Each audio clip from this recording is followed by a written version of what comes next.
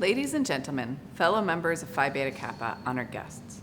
This ceremony is to honor those who, having qualified for election to the Pi chapter of this society, now wish to be admitted to its privileges and undertake its responsibilities. In a ceremony that goes back to the time of the 2020 COVID pandemic, we will nod to centuries-old traditions and incorporate modern practices as we welcome our new members into Phi Beta Kappa.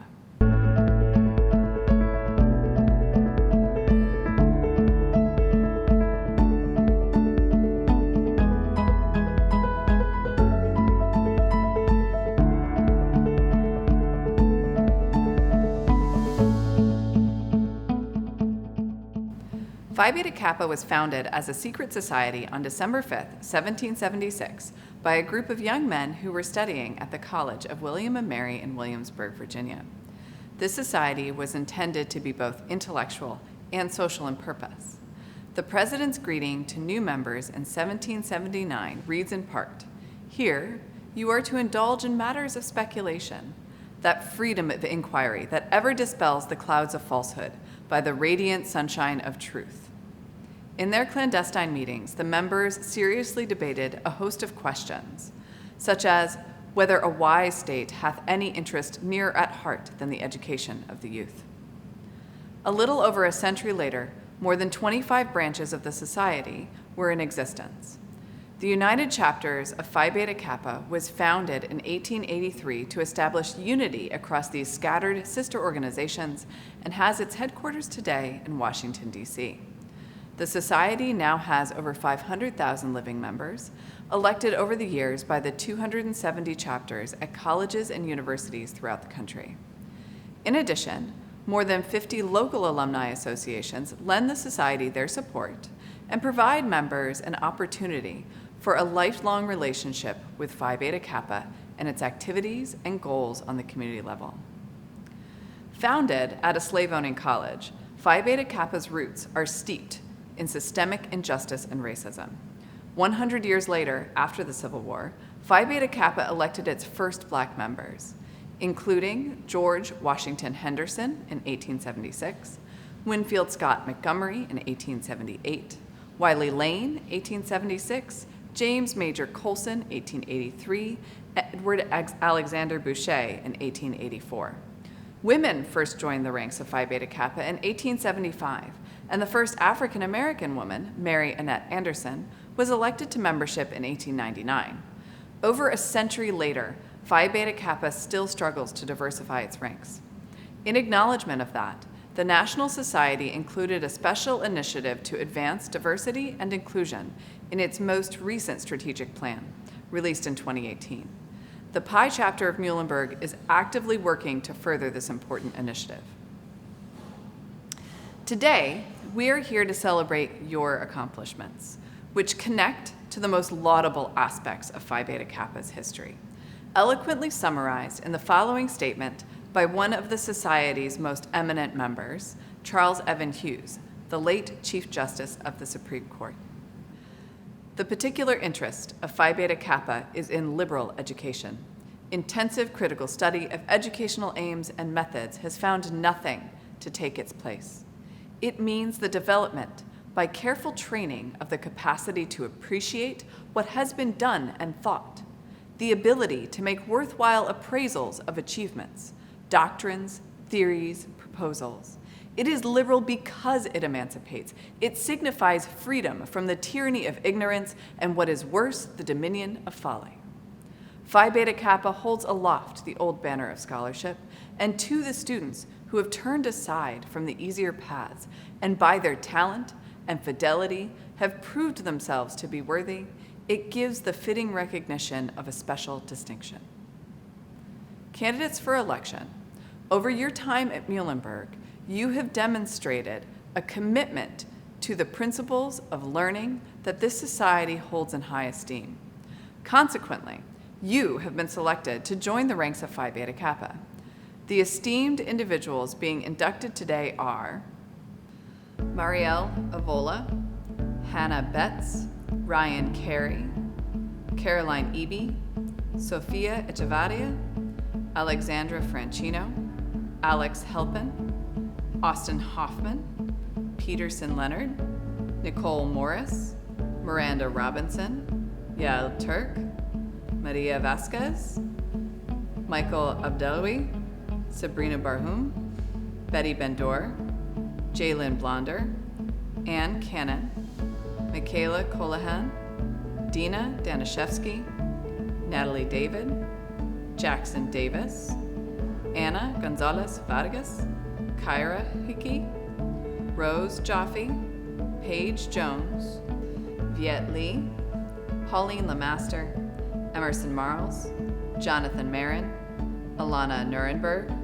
Gianna Perry, Tram Fan, Olivia Ramsey, Juliana Reiner, Sam Rothstein, Allison Rutherford, Carly Schaefer, Jeremy Silverstein, Madison Taradash, Sarah Vitesi, Siyu Wang, Jacob Metcalf, Robin Fan.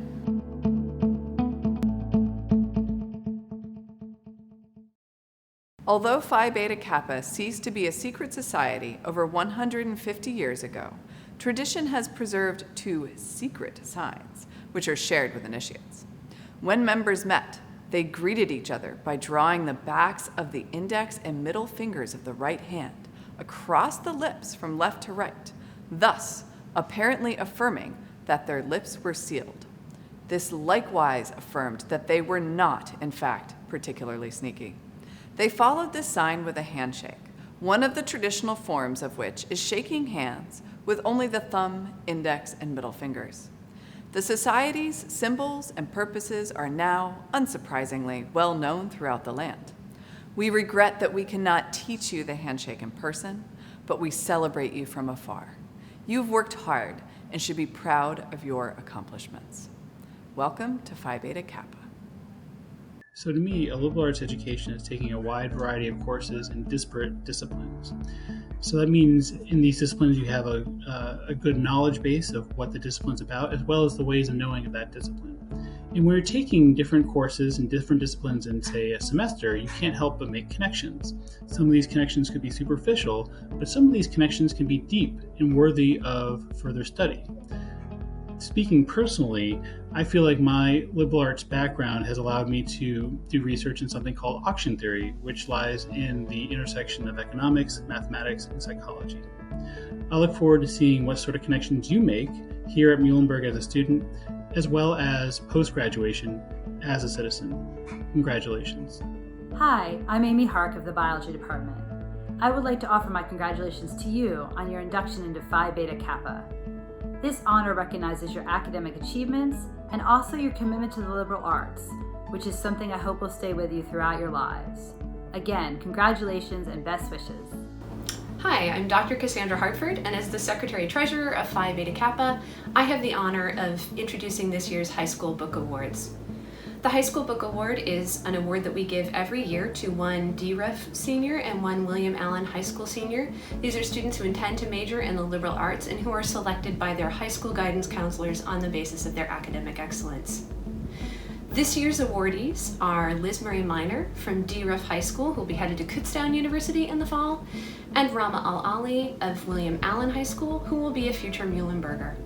Congratulations to both of you, and we are so delighted to be able to give you this award. Congratulations all! Hi everyone, I want to talk to you a little bit about lifelong learning because your induction into Phi Beta Kappa extends far beyond today and is something that you will be able to hold on to for the rest of your lives. For me, lifelong learning is one of the aspects of life that excites me the most.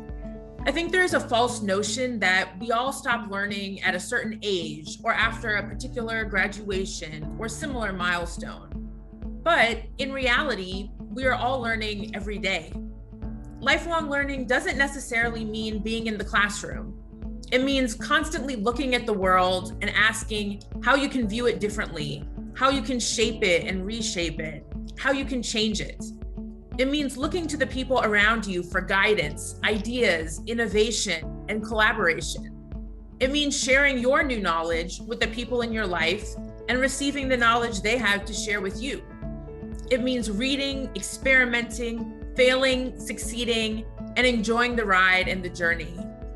Most importantly, lifelong learning means recognizing that there will always be more to learn, and life is richer, more meaningful, and ultimately more beautiful when you dedicate yourself to not only gaining new knowledge, but using it to build a better, brighter world. Today, in order to demonstrate how I think about the liberal arts and why I think your accomplishments and your commitment to the liberal arts is important, I'd like to start by sharing a poem with you. This poem is called Smoke in Our Hair by a poet named Ophelia Zepeda. The scent of burning wood holds the strongest memory. Mesquite, cedar, pinon, juniper, all are distinct.